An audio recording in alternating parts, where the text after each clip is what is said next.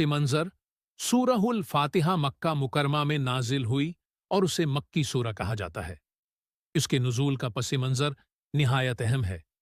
जब नबी करीम सल्लल्लाहु अलैहि वसल्लम को नबूवत अता हुई तो अल्लाह सुब्हान व ताला ने सबसे पहले इंसानियत को अपने वजूद, अपनी कुदरत और अपनी रहमत के बारे में आगाह करने के लिए इस सूरा का नुजूल फरमाया।